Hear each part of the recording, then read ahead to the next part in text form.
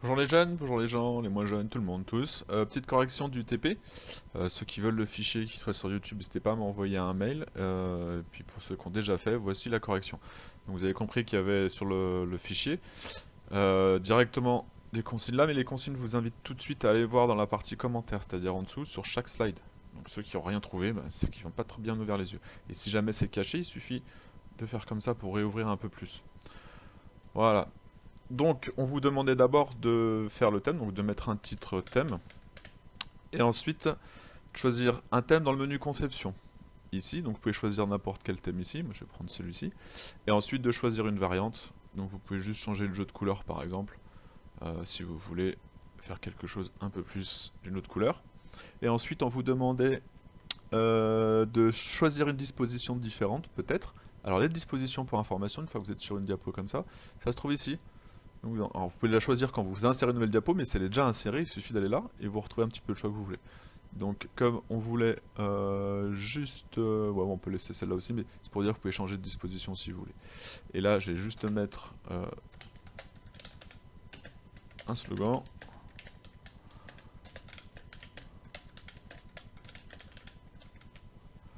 Et, et si vous faites des fautes, il vous les souligne. Ou pas. Hop là.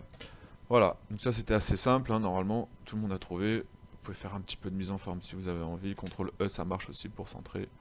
Et peut-être... Bon allez, voilà, on va s'arrêter là. Hop là. Ensuite, sur la diapo suivante, on vous demandait de mettre comme titre carte d'identité. Je vous rappelle que les CTRL V, CTRL C, CTRL V marchent très bien. Et ici on vous demandait directement ça. Voilà, donc après c'était juste une histoire de remplir.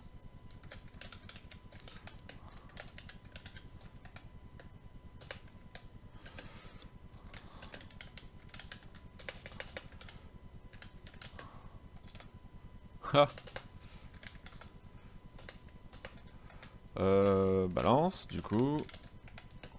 Et là, je suis un cochon d'eau. Oui, messieurs, dames. Et ville de naissance, tout le monde le sait. Voilà. Pas très compliqué. Ensuite, on vous demandait ici de mettre des photos.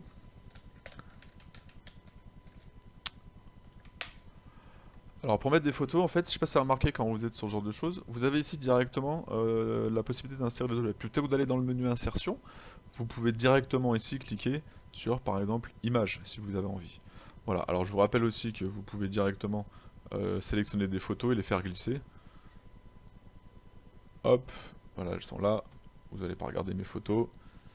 Et si je fais un petit peu au pif, hop là, hop là,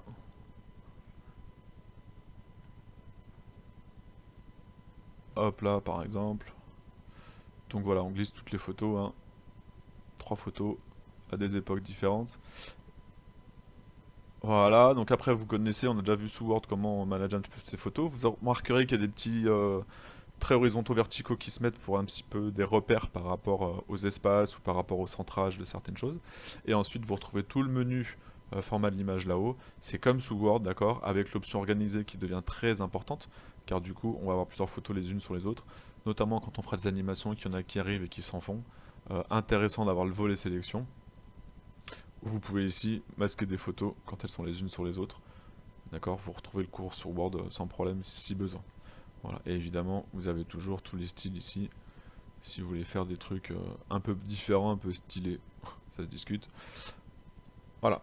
Ensuite, ici, on vous demandait de faire famille et de créer un schéma. Alors, pour faire un schéma, vous pouvez soit directement insérer des formes, d'accord, avec le menu insertion. Et là, je vous renvoie pareil au cours sur Word où on insère des formes. La différence, c'est qu'encore une fois, il n'y a pas besoin de faire zone de dessin, donc on peut les accrocher sans zone de dessin.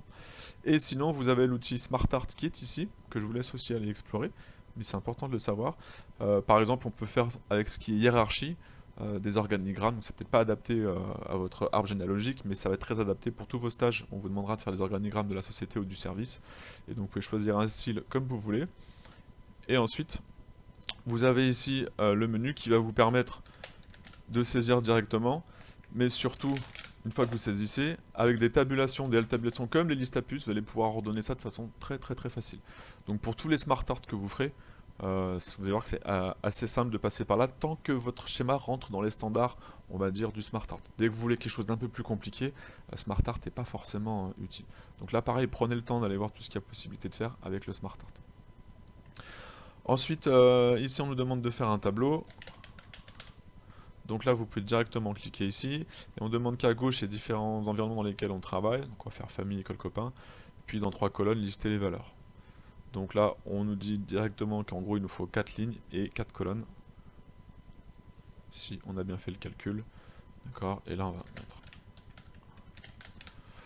Donc là, pareil, vous allez avoir un double menu là-haut. Un qui vous permettra de faire des choses rapidement, graphiquement.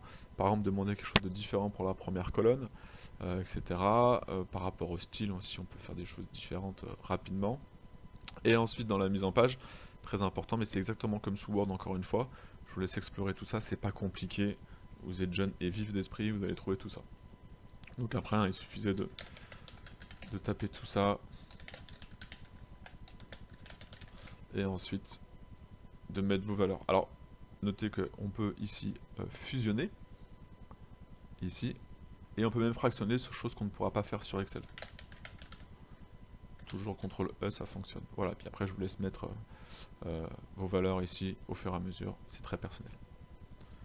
Ensuite, insérer du son. Alors pour insérer du son, vous n'avez pas la petite icône qui est ici, donc il faut aller dans Insertion, où vous retrouvez tout plein de choses de là. Et tout au bout, vous avez Audio. Donc vous pouvez soit à partir du PC, et dans ces cas-là, on retrouve des choses qui sont ici directement, ou alors vous pouvez demander à enregistrer. Et donc là, c'est parti.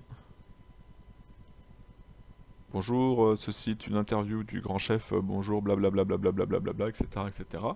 Vous pouvez dire ce que vous voulez autant de temps que vous voulez. Quand c'est fini, vous faites ça, et OK. Et votre son ensuite prend la forme d'une image. Donc ça, vous avez dû l'explorer. Et donc on voit bien que quand je clique sur le son, si je double-clique, si vous voulez, menu, on a deux menus. Donc un pour format audio et un pour lecture. Sur format audio, en fait, si vous regardez bien, c'est quasiment le menu image, d'accord? La seule chose qui change ici, c'est de pouvoir changer d'image, d'accord? Très important de pouvoir changer d'image parce que, en fait, sinon ça restera ça. Voilà, cette image-là, vous allez choisir si elle apparaît ou pas, ensuite pendant le déroulé. C'est-à-dire que vous pouvez la rendre invisible ou pas. Sauf que par défaut, d'accord, ça se lance automatiquement sur séquence de clics. Du coup, si vous voulez pouvoir cliquer dessus, forcément, il faut pouvoir que l'image soit visible. Si vous voulez que l'image soit invisible, vous pouvez faire masquer pendant la présentation, et dans ce cas, il faut absolument mettre automatiquement. Voilà, donc après vous avez plusieurs options ici, lire sur toutes les diapos, répéter jusqu'à l'arrêt, etc. Moi, là, je vais laisser comme ça. Ok, c'était juste pour vous montrer. Et vous verrez aussi qu'il y a des options pour découper l'audio. D'accord, si jamais vous avez une grande interview, c'est un MP3 que vous mettez d'une grande interview, vous voulez juste un petit passage, il vous suffit ensuite d'aller dire où ça commence et où ça s'arrête. Et surtout, vous pouvez faire des fondus en entrée ou en sortie, parce que si vous avez toute une ambiance sonore sur votre PowerPoint, ça peut être des fois un peu brutal quand il y a un son qui arrive directement d'un coup. Donc vous pouvez le faire rentrer en douceur. Voilà, là encore une fois, je vous laisse explorer. Mais on vous demande ensuite de mettre un son, paramétrer ensuite un son musical qu'on puisse entendre sur tout le diaporama. Alors si on le veut sur tout le diaporama, il faut aller sur la première, et ensuite faire audio sur mon PC. Là, je choisis un son. D'accord, je pense que vous n'allez pas l'entendre, mais c'est pas grave. Et là, du coup, je pourrais faire lire sur toutes les diapos, etc. Mais vous allez voir qu'il y a ici lire en arrière-plan, qui permet, quand on fait ça, de tout passer en automatique, de le masquer sur toutes les diapositives, et ça fait répéter. C'est-à-dire que si jamais ça arrive le son à la fin du son, alors que le diaporama n'est pas terminé, le son va se relancer. Voilà, c'est un grand classique sur vos présentations de mettre un son d'ambiance. Imaginez que vous travaillez par exemple pour une compagnie aérienne, vous pouvez tout à fait mettre un fond sonore de terminal d'aéroport avec des annonces, etc. Ou si vous travaillez pour des touristes, pour le tourisme qui sont sur une plage, vous pouvez tout à fait mettre l'ambiance plage avec les mouettes, le bruit des vagues, etc. etc. Donc voilà, j'espère que vous avez bien pris le temps de faire tout ça. On verra plus tard qu'on peut rajouter des signets pendant le son, pour pouvoir coordonner ensuite des animations pendant le son qu'on met. C'est un peu plus technique, on verra ça plus tard. Ensuite, on me demandait, pour finir, de faire des transitions. Et donc les transitions, vous avez compris que ça se passe ici, et qu'en fait, c'est la transition, c'est ce qu'il y a entre deux diapositives. Donc si je suis sur celle-là, ça va être la transition entre celle d'avant et celle-là. En fait, c'est l'entrée de la diapositive. Donc pour ça, je pense que vous avez eu le temps de voir qu'il y avait tout plein de choses possibles ici. D'accord. Bon, une nouvelle transition, morphose. etc., etc. Moi, comme je vous demandais de faire une transition différente sur les pairs et sur les impairs, l'idéal, c'est de passer par ici, ce qui va nous permettre de les sélectionner. Ce que je vous conseille, c'est de d'abord faire, alors moi j'aime bien le cube, si vous n'avez pas remarqué, de faire peut-être cube sur tout le monde, donc là je fais appliquer partout, d'accord? Et ensuite, je vais pouvoir faire genre juste les pairs par exemple. Avec le contrôle, je les sélectionne ainsi, et pour toutes les autres, je vais leur dire de faire porte. Voilà.